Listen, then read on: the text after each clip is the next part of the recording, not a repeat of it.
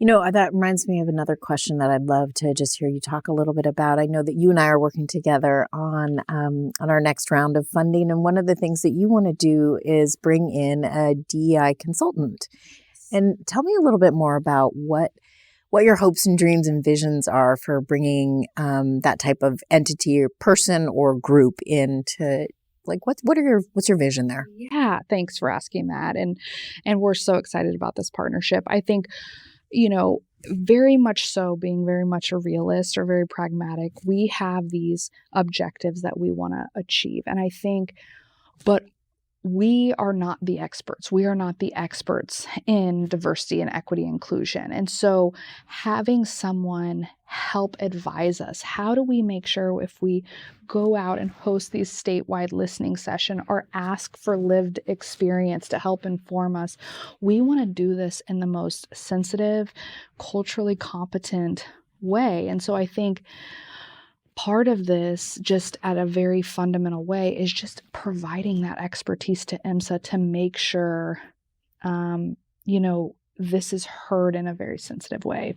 I think overall, the vision, right, is we want to host kind of some major workshops all around the state that really start to look at and put pen to paper on our first two big objectives around equity.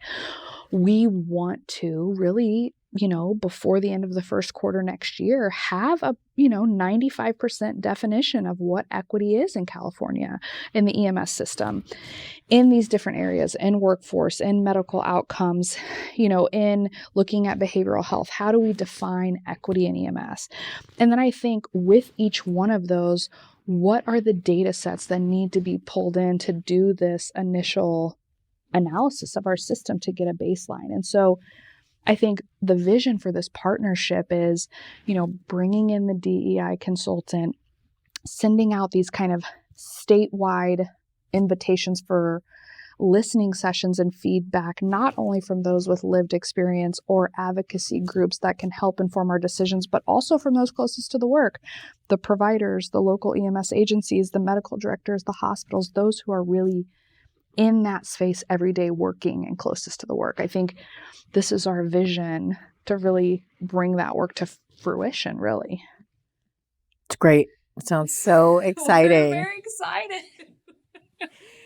I had another question just as we're sitting here talking. We're having a conversation about equity. You and I are both white women in the field and leaders of organizations. And what comes up for you around that? And what are some of your practices to kind of navigate talking about equity and working toward equity as a white person?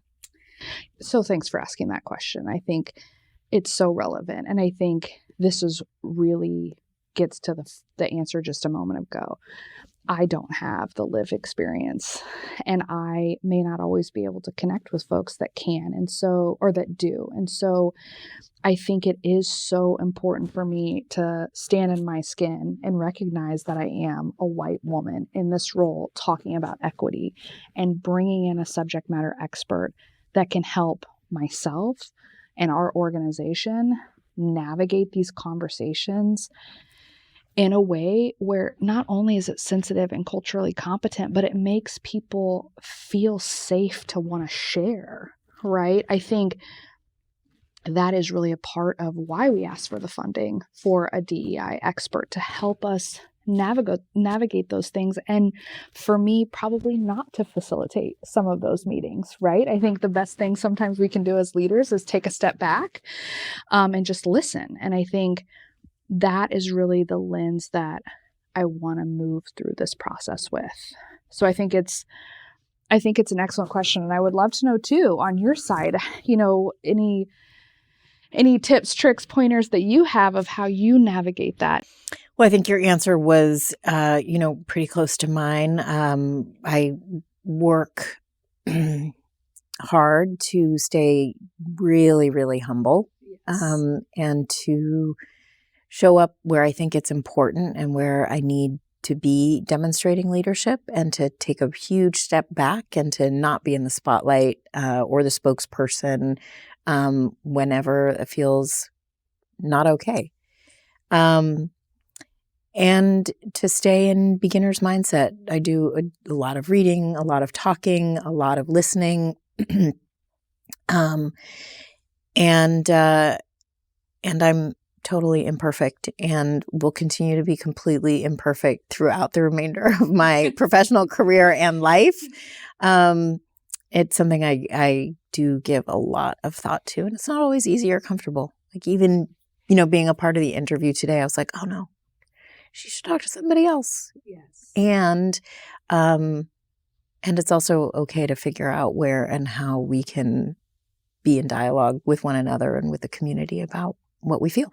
That's exactly right. I think that's exactly right. And I think too, because of where we're at, I also feel a personal sense of duty to it, even though I, like you, have that beginner's mindset, or maybe it's not always best for me to be in the spotlight in these areas or leading from the front.